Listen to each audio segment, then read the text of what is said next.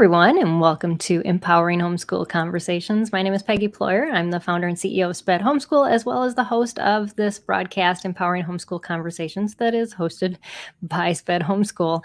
We just thank you for being part of our community and joining us in these weekly conversations that we have that we hope empower you to home educate your learner at home that may be struggling in some areas or maybe struggling in a lot of areas.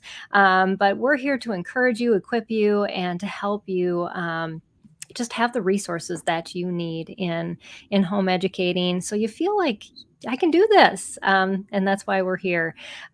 So I see people are already popping on. Excited to see you here. I know this is a different time than we normally do it, but we're glad that you found us, and just know that you can pop in and say where you're from and any questions you might have, all of that throughout this entire conversation. That's why we do go live.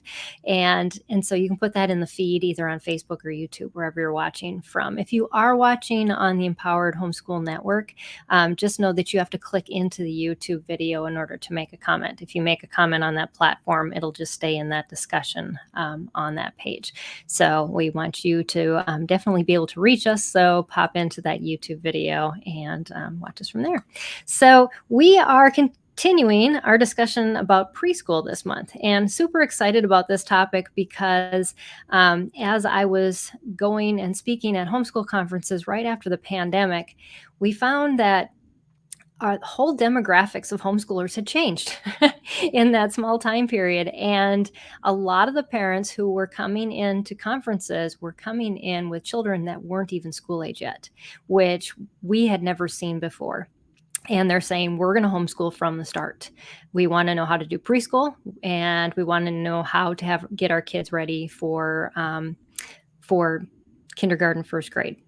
So we knew that our resources on our website and our YouTube channel were kind of lacking in that area. So that's why we're focusing on preschool this month.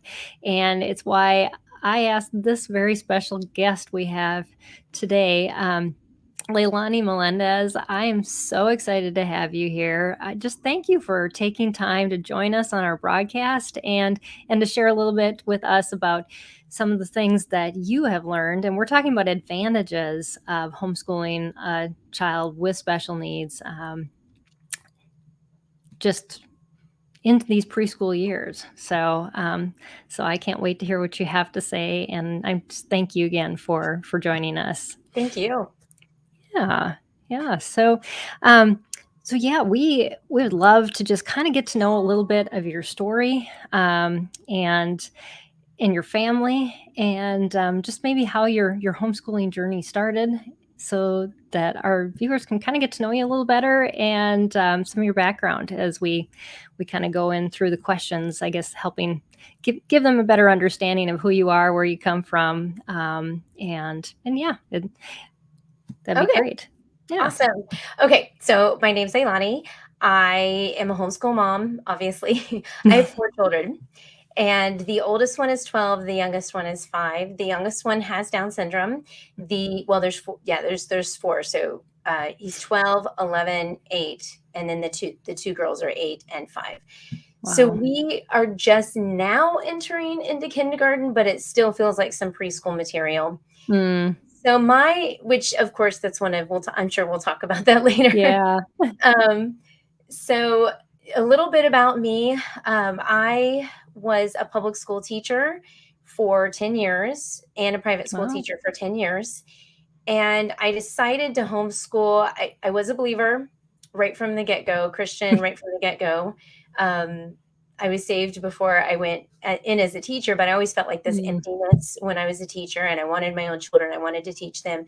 But when I saw my kids, as babies growing up, and just, you think about those things when you're in school, like, what is my child going to be like when they're here? And just really a lot of deep thinking. It was just, I'm going to homeschool. And so when my second son was born, I went ahead and I put in my resignation. I went ahead and finished out the year because I had already started it, finished out the year, and then we just decided to start homeschooling. Wow. And even, well, the oldest, it wasn't, I mean, I guess it's homeschooling. He was preschool. I guess Right. he was 3. The oldest one was 3. But I was a stay-at-home mom, and there was a lot of sacrifices that Mhm. we had to make. We had to move into a smaller home. Mhm. My husband, I'm one of the lucky ones where my husband was, when I told him we were gonna homeschool, his response was, "It's about time," because he knew Wow. that we needed to homeschool before I did. Hmm. And he said, I mean, him and both my father said, very supportive. They said if anyone Oh, was that's gonna do a good wonderful. job, I know not everybody has this luxury. Yeah. Mhm. I'm very, very fortunate. But if anybody was gonna homeschool, you can. So Hmm. that encouraged me. It gave me a lot of, Yeah. motivation. I started going to Mhm. homeschool conventions, reading everything, learning as much as I can, Mm. made a lot of mistakes, We and all do. made a lot of mistakes. Um, yeah. So my oldest son, I don't really talk too much about him, but he actually has ADHD. He's growing Mm. out of dyspraxia, but he also has OCD and anxiety disorder. Mm. So I didn't know that until he was a lot. I mean, I kind of suspected there was something going on. Mm. We did get him tested for autism. He did not pass the test. And well, I guess he did pass the test. He wasn't diagnosed with autism. Diagnosed. Mhm. But he scored like 1 point from that. So they Mm. just put, and then I almost regret Yeah. getting that evaluation done because it was very traumatizing for him, but Oh, that's hard. it Mhm. it was really difficult. But because of that, I mean, it helped me understand a little bit more what's going on. And Mhm. we also were able to get him a scholarship. And so, that was Right. good. And it's kinda nice you point out those things too. Yes, it was traumatizing. Yes, I learned something. And I mean, so there's positives and negatives on Yeah. either side, and parents really do have to weigh those. And especially Mhm. when, because I'm assuming he was younger when you did those. We did it when he was in 4th grade. I Oh, guess, okay. yeah, younger. Yeah. Yeah. Yeah, Mhm. But yeah, it's always a toss up as to, yeah, is this gonna help me? Is this gonna, traumatize them? And you kinda just have to go with wherever you have peace, and then just know that, yes, maybe it was traumatizing, but we're gonna get through this, and God's yeah, gonna cover that, and, yeah, that's where we're gonna go with it. Yeah. yeah, and it helps me understand him a little bit more. Mhm. I myself have ADHD, so we could completely relate to each other. Uh-huh. And I can kinda share him some ideas, like things ways that I worked through things, Mm, but mhm. then my youngest came along, and it was kind of it was easy. It was easy to decide to homeschool her because I already had 3 that I homeschooled Right. already. And I was confident at that point, but she is definitely there's ups and downs. Mhm. You just have to get to know her and Right. adjust. And so that's actually why I started the YouTube channel, because I wanted to bring awareness to Mm. kids with Down syndrome, but I also wanted to bring other parents that have kids that have any disabilities, that it is possible to homeschool them. And, Yeah. that's a big Just deal because, that yeah, exposure and that encouragement. I mean, so many people just, I mean, once I mean, you can hear, but when you see, and it's like, oh, it just brings that realization. Maybe it's not as hard as I'm picturing it in my mind that it's going to be. We have all these premonitions of things, and then you just kind of embrace it. And yeah, we at our family camp, the young man doing our photography had Down syndrome, and he was the life of the party for the entire week. you And really are. yeah. So, She but is too. yeah. Yep. Oh, But yeah, I mean, that's my motivation behind it. It's definitely different homeschooling her than it is with my others. mm, There are challenges, but there's also a lot of things that are easier, I've huh, noticed. Yeah. that's cool. Yeah, I mean, yeah, I think we go into a lot of things just expecting everything's gonna be hard, and so that's a nice realization for you that, oh, yeah, and maybe your boys were harder in some other areas. Yes. And Hannah, yeah, the third child, the daughter, yes. She's a handful too. Okay. It can be boys or girls, yes. Yes, I know, I just It was just I had 2 older boys and Oh, yes, yeah. they were hard. Yeah, yeah. It's almost like there's challenges in anything you put your hands into when it comes to homeschooling. There's always the challenges. Exactly. Yeah, So yeah, and I think and we blessings. can kinda tend to look at it with, it's all gonna be sunshine and roses, or it's all gonna be, like, awful, and we're going to be, just running away from our children, but there is a happy medium in there somewhere.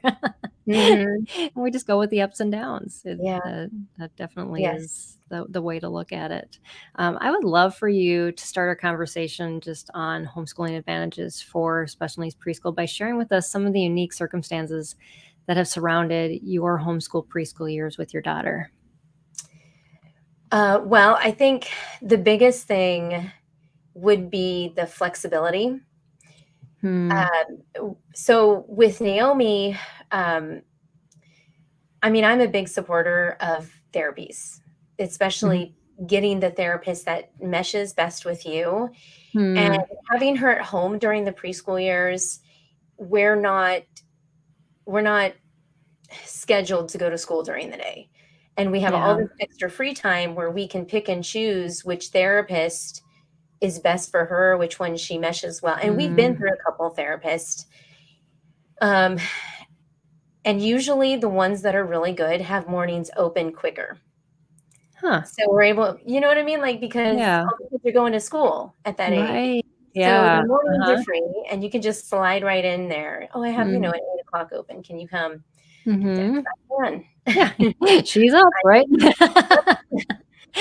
And it's nice because we're able to also bring the other kids, and sometimes not. We kind of play with the schedule a little bit.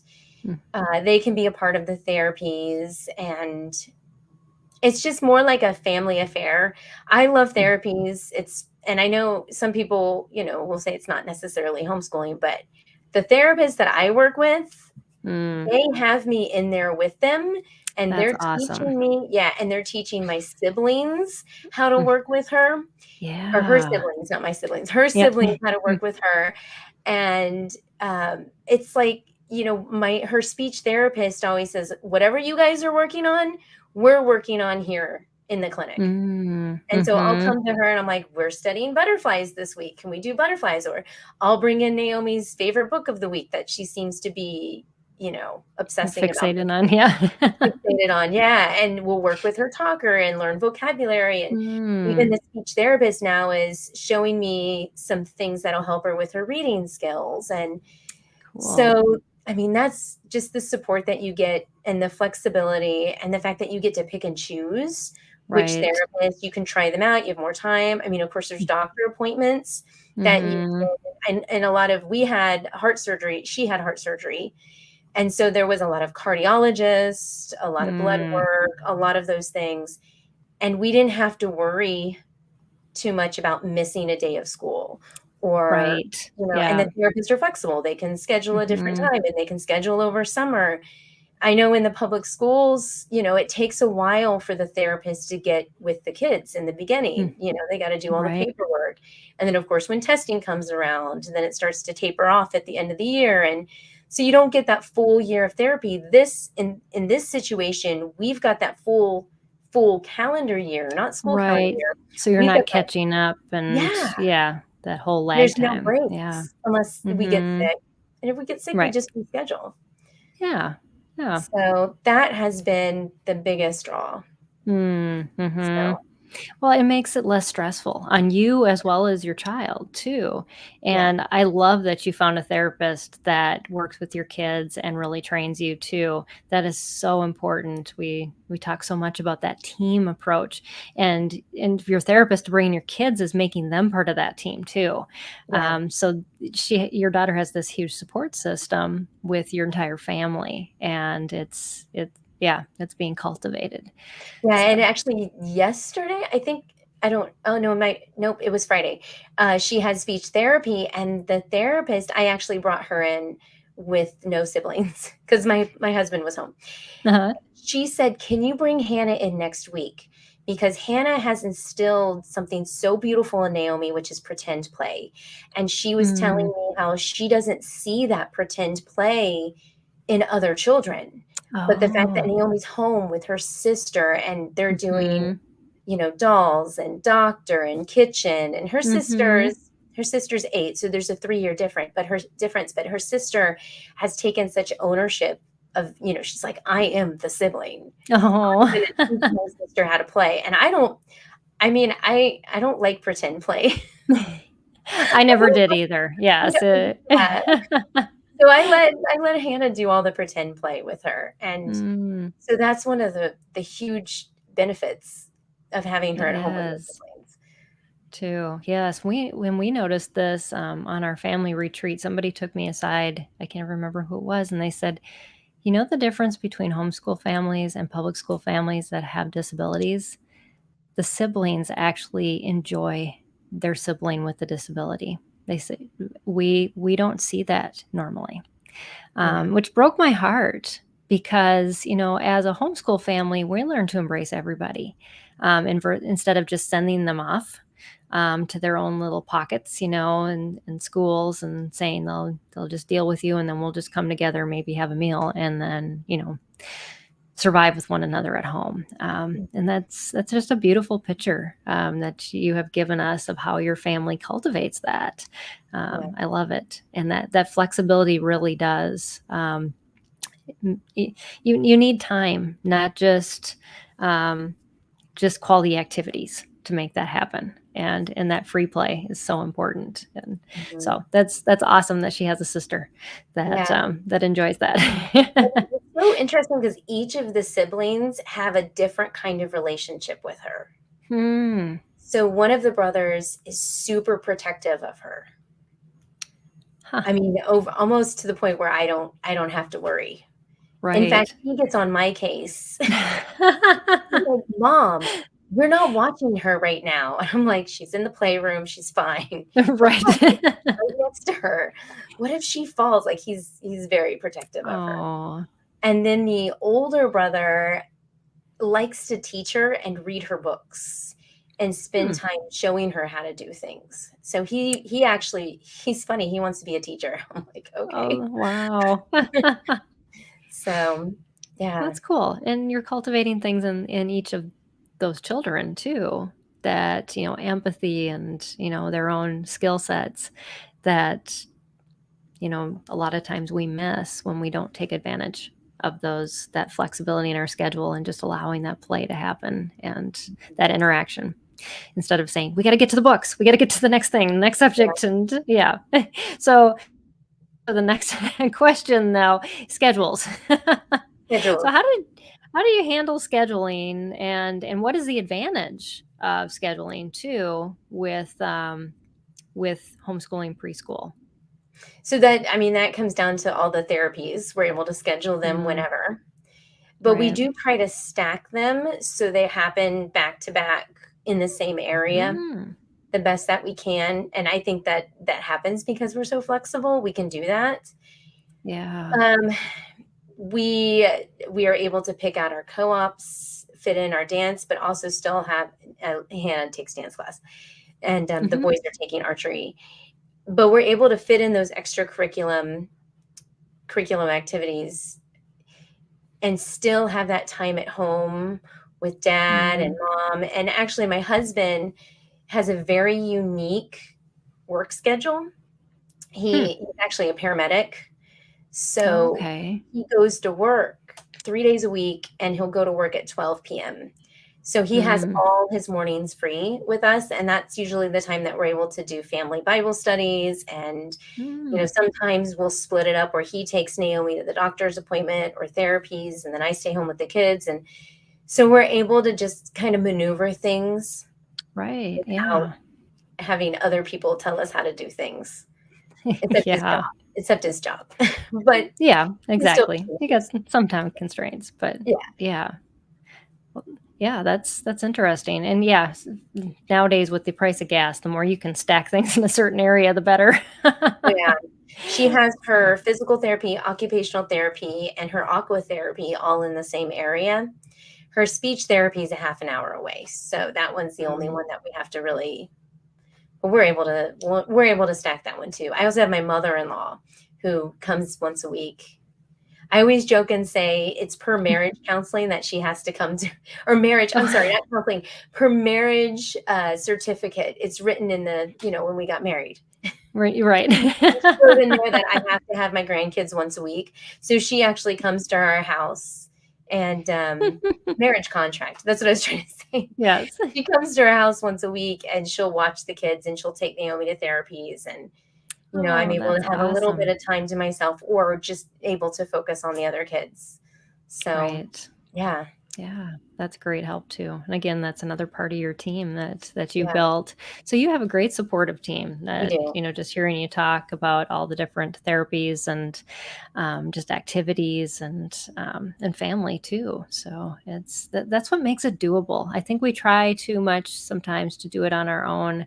And when kids are little, we just think, well, it's just preschool, but sometimes fitting those things in where they need them and building that community for yourself is so important, because you're educating yourself. Like, you talked about when you first started homeschooling, you said, I did all the research, I went to the homeschool conferences, but when you have a child with a disability, with Down syndrome, there isn't a whole lot of resources out there, especially for homeschooling.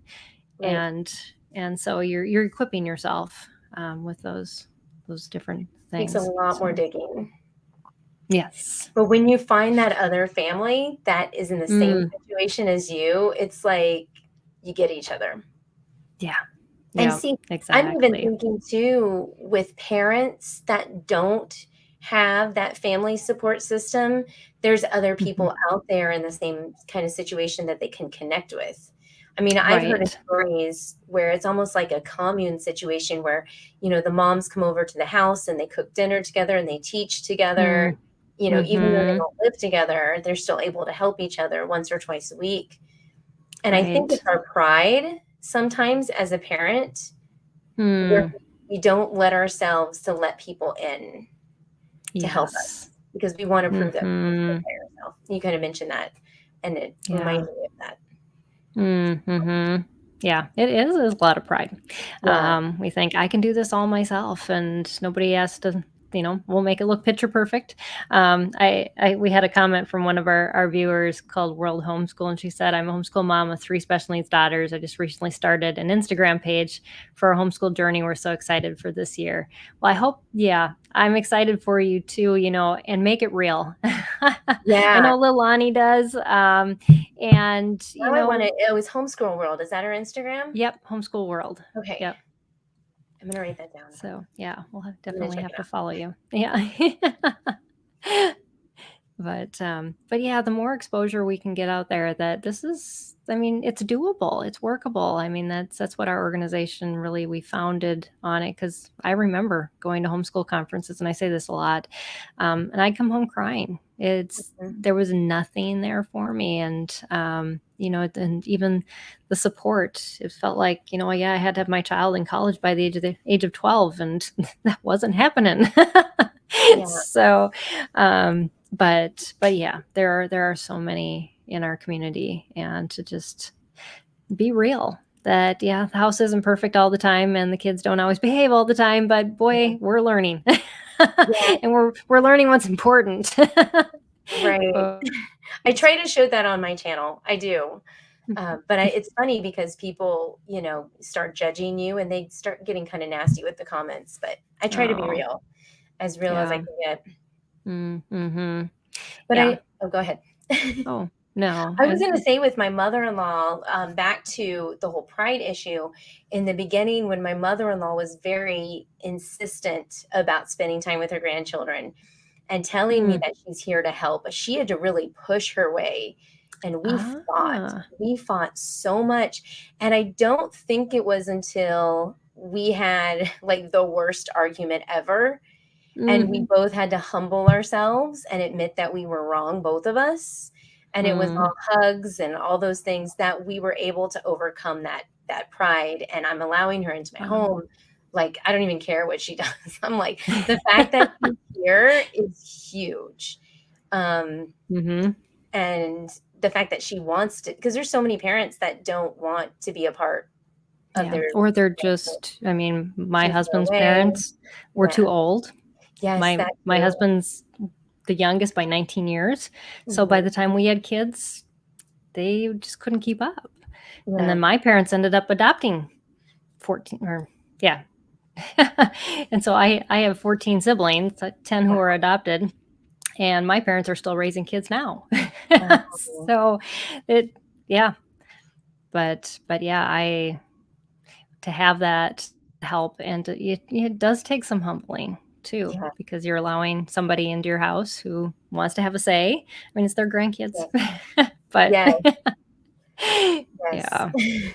and they And have learned taking up life all of lessons, energy. but yeah, it's hard. Yeah, it is hard. But it's funny because we work together more now as a team with her. And I mean, she takes Naomi to therapies and comes home and she's like, so the therapist told me to work on this with Naomi and she wanted to pass this along to you. And I'm like, great, and so Oh, then I'm that's able to, awesome. so we communicate all the time. And it's just, I mean, I think once you put aside your pride, especially with in-laws, there's such a blessing that comes from it. Yeah. So, Yeah. And that's very biblical too. yeah. Lay down our pride. Yeah. So, yeah, those are really good lessons. Yeah. And it's just sometimes really hard to learn. Mhm. Oh, yeah. Like Oh, I said, big fight, like, it was bad. yeah. So let's jump into curriculum a little bit. What Okay. can you share with us about advantages homeschoolers have in this area in teaching preschool? Well, with preschool, I mean, you have choices. That's, I think, the biggest thing instead of and your hands are in it. So when you're Yeah. teaching your kids, like, let's say let's pick, we handwriting without tears, which is a great curriculum. We use Oh, that for a I little used bit. it for all my kids. Yeah. Yeah. So I'm learning to teach Naomi. I'm learning, proper ways to hold a pencil, the pressure, all those things. Mm. And I'm watching her respond to my teaching. We're connecting.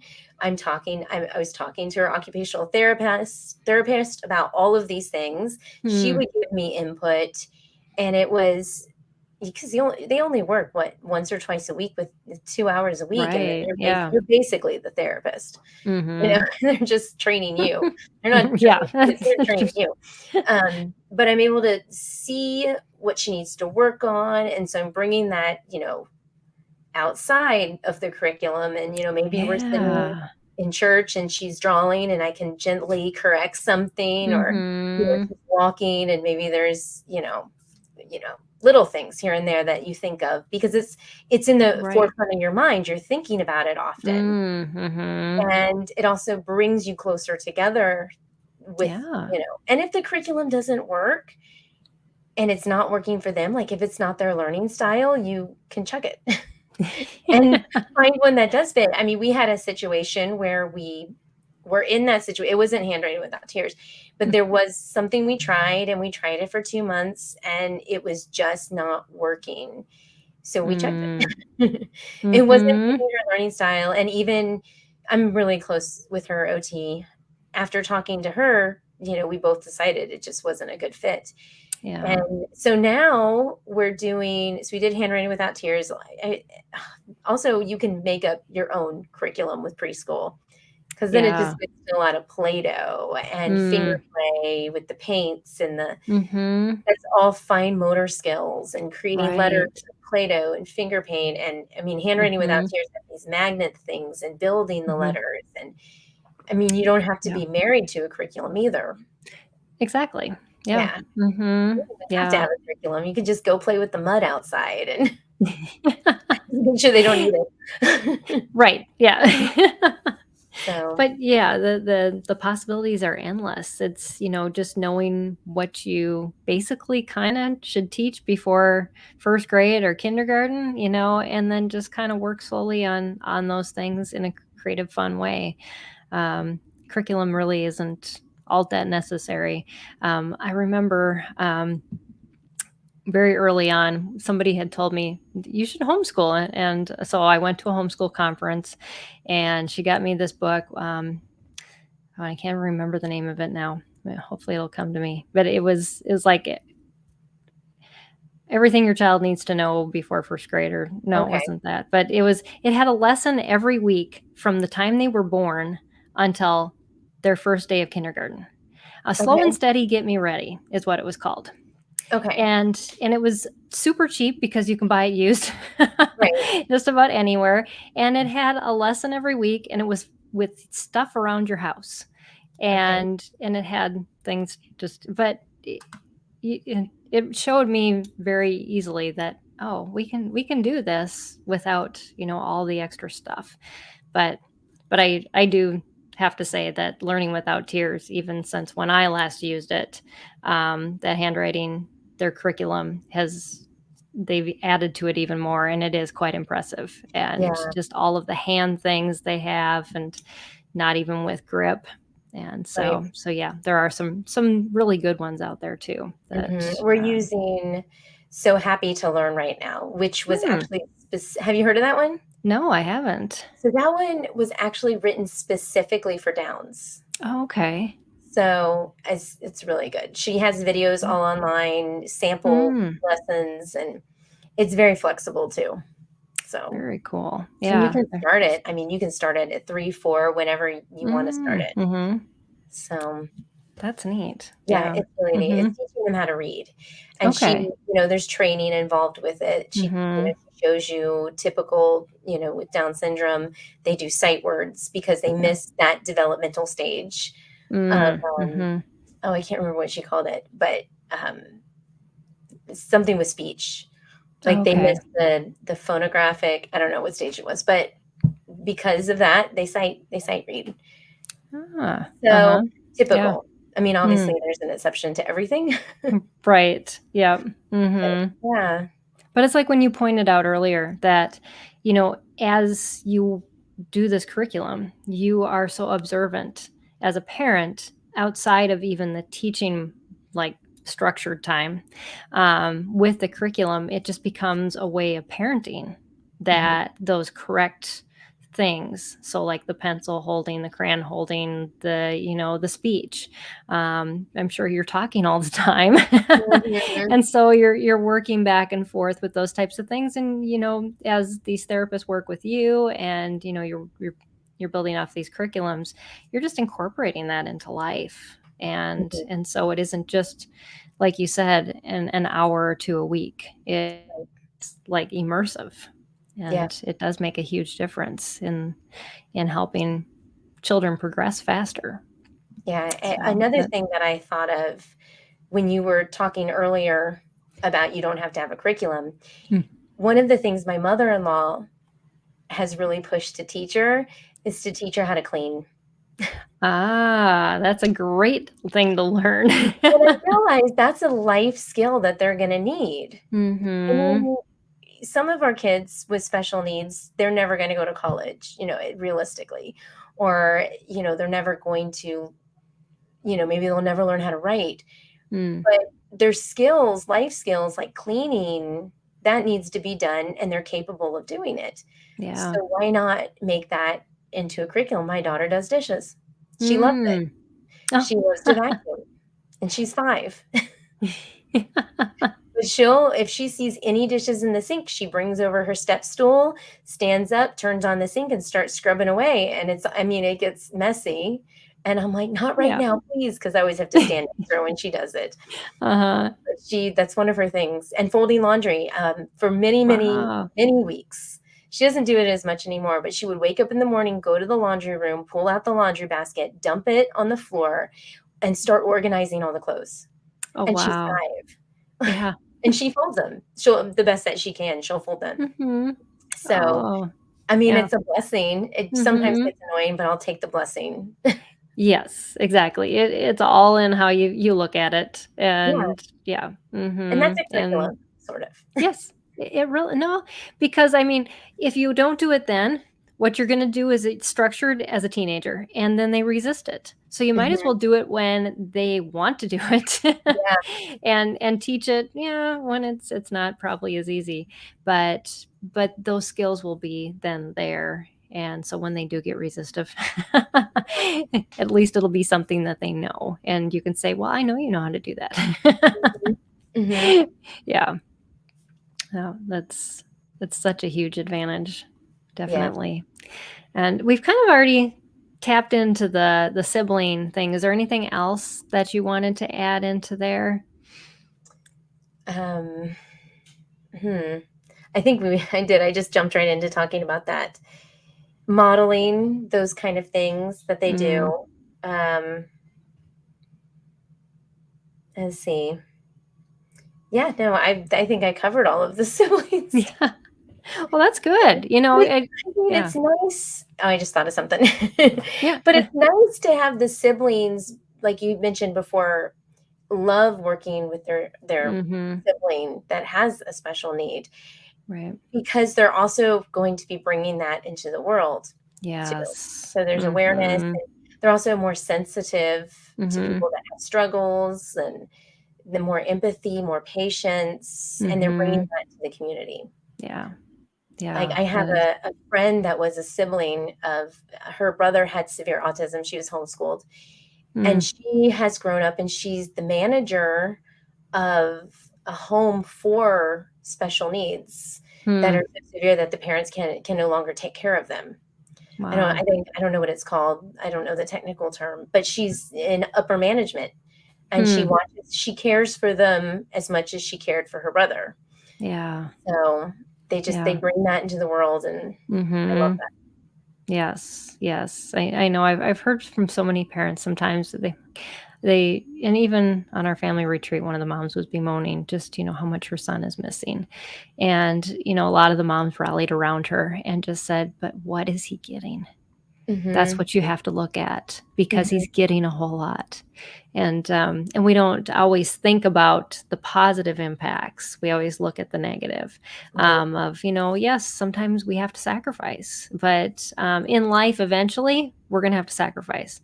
And so learning that lesson within a loving community that shows through their own example what sacrifice looks like and how to do that well, and to love people through struggles.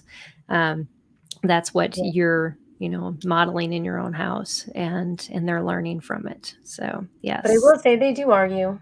Yeah. They're not perfect. It's not perfect. They get jealous. Yes. There's jealousy that happens. Why do you show more attention to Naomi and not me? That happens too. Right. But someone once said to me, sometimes it's good for siblings to argue because they learn how to work it out. They do. Yes. Yes. When I thought my boys would eventually kill one another, and then we had a tactic of them. Yes. And eventually I didn't have to do anything anymore, because I taught them how to actually negotiate, and probably too well. They can negotiate with me a lot. I can't get out of it. Oh my goodness. Yes. Yes. Yeah. Don't send your children to debate. You will lose all the time after that. My son is taking a debate class this year. It's okay. Yeah. So one of the other advantages that you wanted to touch on, and I'd love for you to talk about, is sharing your family's belief systems and how to connect what you believe, especially as a Christian, with your daily lessons in teaching, preschool, and having a student with a disability at that level too. And how does that all look for your family, and what things do you have to share? So, obviously, we know in the public school, they're not going to be teaching a biblical worldview. So what's nice is modeling. It comes back to modeling again, because we're going to be in the Word. We're going to be doing scriptures. We're going to be doing holidays and festivals and stuff like that are based in Scripture. And she's a part of that. This is one of the things that kind of sparked me into thinking more about this. Is I had a person comment to me that they felt like children with special needs were never going to be saved, which was the worst comment I ever heard, but it really got me thinking about that. Because obviously that's not true. Right. No. But then how do I need to adjust? Obviously a preschooler regardless if they are, if they have special needs, they're not going to be learning hardcore apologetics and, they're not Right. going to be delving into Hebrew and the Greek. That's not going to happen. But how are we going to be teaching them at such a young age at their level about who God is? I mean, I believe God's going to do most of the work himself, obviously. Yeah. But he's going to use us. And so I've been trying to focus on little things like, oh, look, God made this, showing her how we pray together as a family, how we read the Bible together as a family.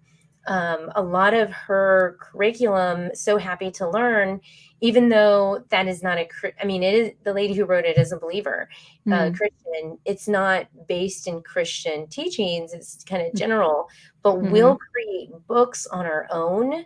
That we have a book, because that's the whole purpose of that curriculum, where it says God made.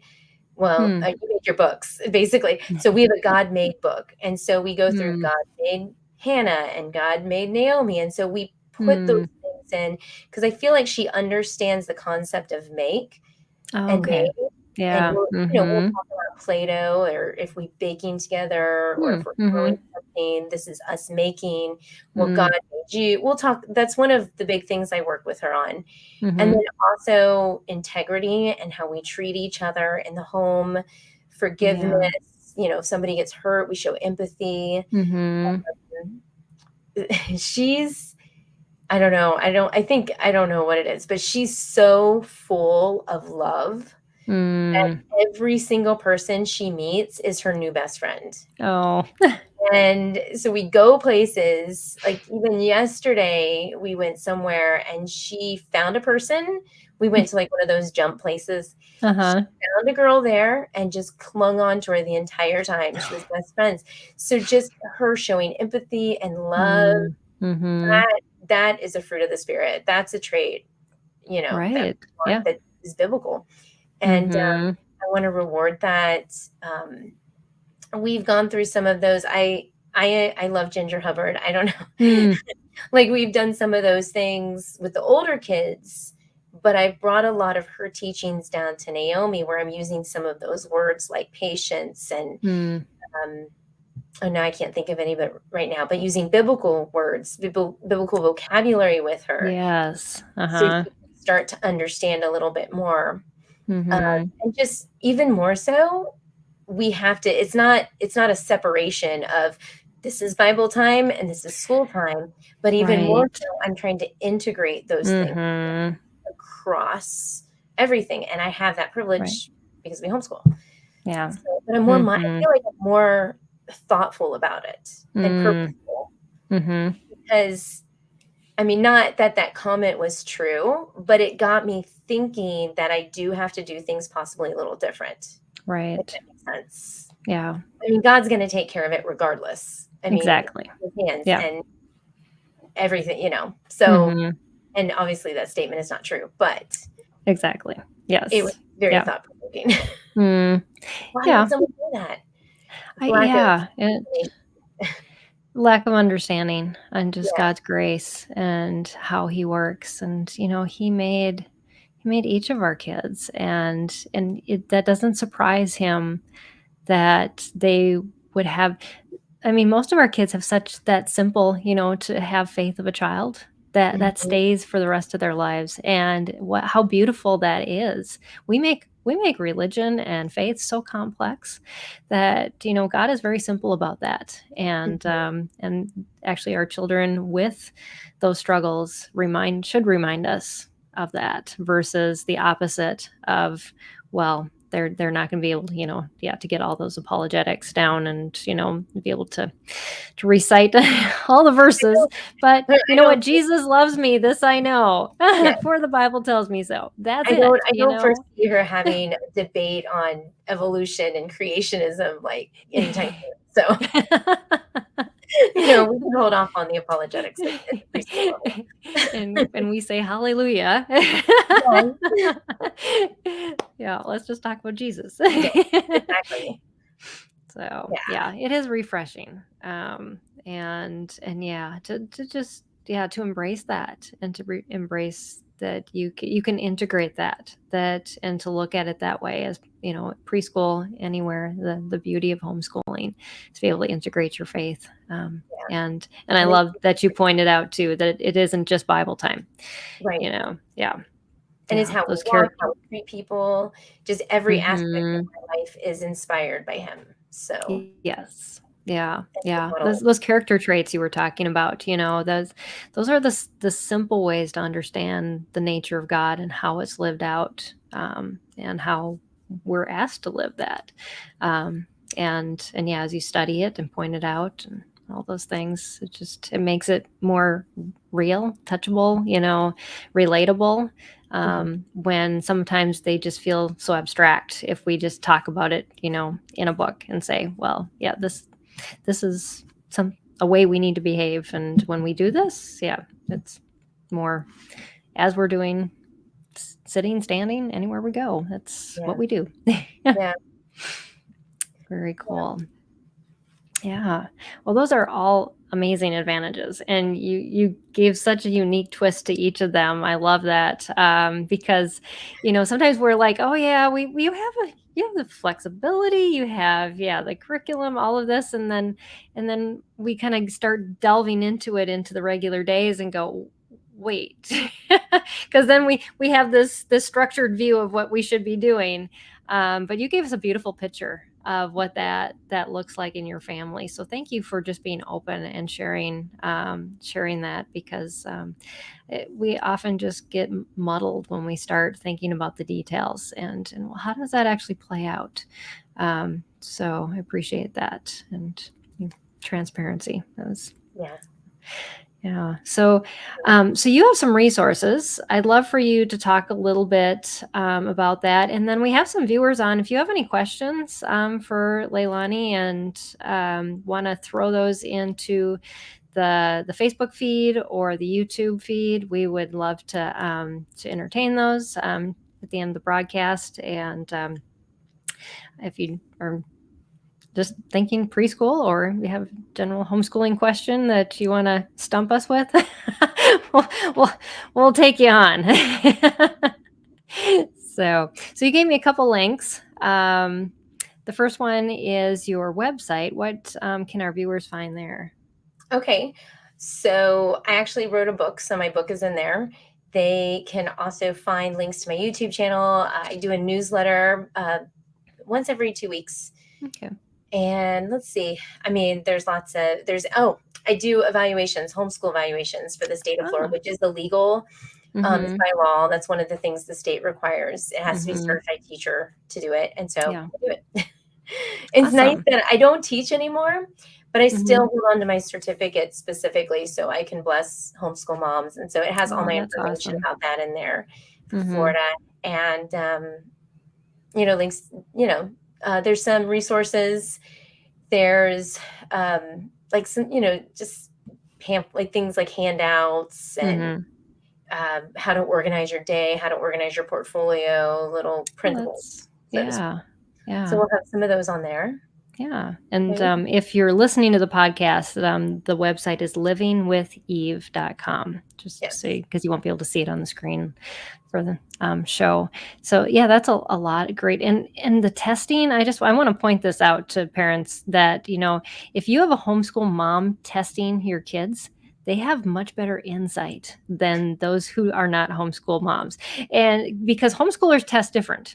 And if it's an advantage to have somebody with a homeschool background that is testing, because our kids just don't answer questions the same as public school kids do, and the way the tests were created. So sometimes they get answered a little bit different, and usually testers know how to look for those types of things. So. Right. And so in Florida, you could do testing or you can do the portfolio. So the portfolio is just like a flip through of their work. Yeah. But the testing, I've used the Cat 5 and the Iowa, but my favorite tends to be the PIAT. I don't know if you're familiar with the Peabody. Peabody, yes. My kids use that because we were required to test in Minnesota. That was my favorite. Yeah. Yes. And I like that one because it's oral. The kids sometimes they feel intimidated. I try not to be. But it's more relaxed. It's not timed. And I'm not qualified to diagnose anything, but when you give that test, not only can you see the holes in their, if like they're struggling with division, it's going to show up and I can say, they're struggling with division. But if there is dyslexia or dysgraphia, there's like little signs through the way the test is written that'll kind of highlight that. So then we can have a conversation. It's happened many times where the parents have been so frustrated that their kid is not excelling in this area. Well, then I give the test and we have that conversation that there could be a problem with this. Lo and behold, they get tested and there it is, and the parents feel so relieved. They're like, exactly. Now I know what to do or where to go. Yeah. So they get direction. And that's one of the benefits for getting your kid tested.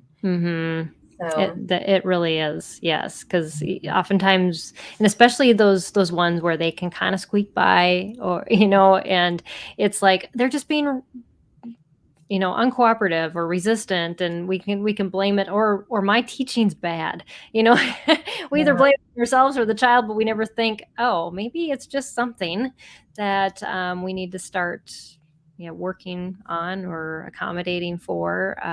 But yeah, I remember when my son did a test, and what a relief that the tester actually took me aside and said, noticed he got tired through the test. And she's like, that shouldn't happen. And I was like, oh, okay. Because, we're so busy with all the stuff going on. We don't look for those patterns as much. And so the testing does really help. Yeah. I agree. Yeah. Yeah. So then your YouTube channel. Yes. Living with Eve. Yeah. So what kind of videos do you have on there, just so our audience? I have like 400 videos on there.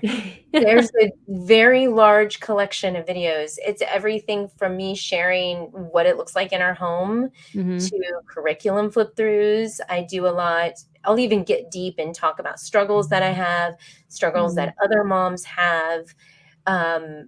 We'll talk about therapies. I'll show what our physical therapy looks like, and I'll show footage of our aqua therapy. And I talk about what it was like when I found out when my daughter had Down syndrome, a lot of reality in there and a lot of tools. So it's just a mix, so to speak. And now I'm really focused in with my channel. We've been doing lives where I'm talking about homeschooling from a biblical perspective and getting our minds, because a lot of us were public schooled. Yes. And we keep going back to those habits that aren't necessarily good for our kids because it's comfortable for us. And if we're really wanting to do biblical homeschooling, we've got to sometimes get out of that. So I've been talking a lot about that lately. Also with special needs, I think the next one is going to be specifically geared to families that have children with special needs. Cool. So, yeah. And that biblical perspective. Yes, how to do it. Definitely some voices that need to be heard. So I'm glad you're doing that, because it there's just not a lot of content out there. But I also have some funny videos too. Yeah. That's good. Lighthearted. I mean, it's homeschool. Right. So. Yes. Yeah. The things your kids say and the things that they do, or the things that I do. Yeah. We've been there, done that. So,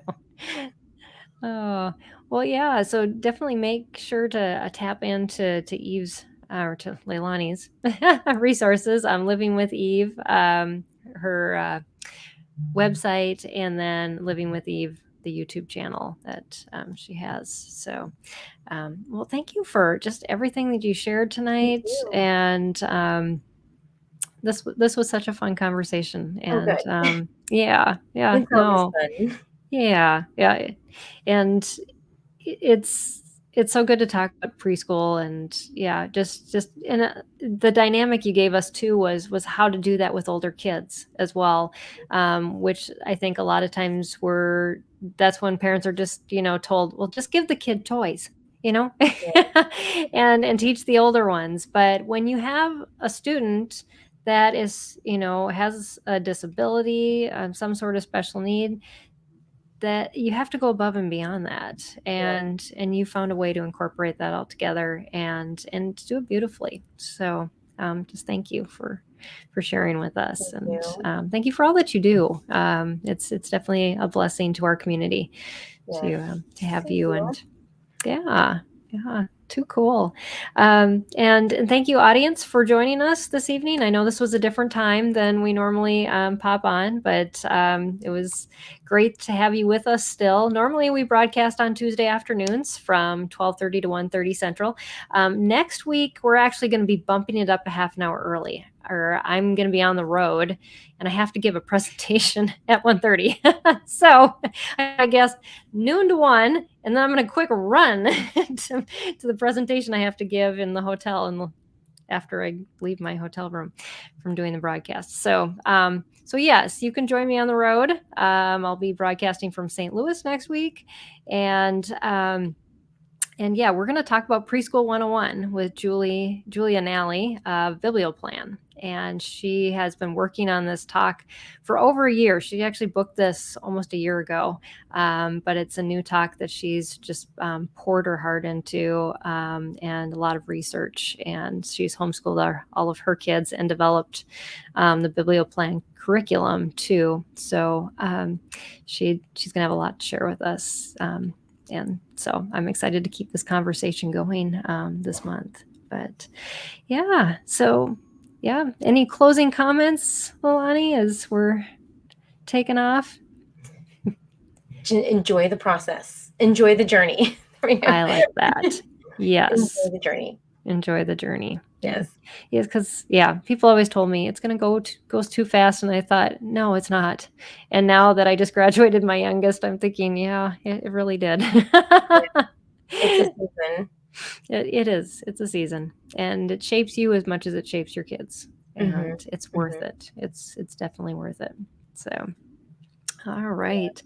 Well, thank you all. Thanks for joining us, and for just your continuing support of SPED Homeschool. We are a 501c3 nonprofit. So if you visit our website at spedhomeschool.com, you can give a tax-deductible donation to us. Just click on the donate button, and we appreciate that and appreciate your support for our nonprofit work. And so we'll see you all next week. Have a great week. God bless you all. And we'll continue the conversation next Tuesday. See you then. Bye, everybody.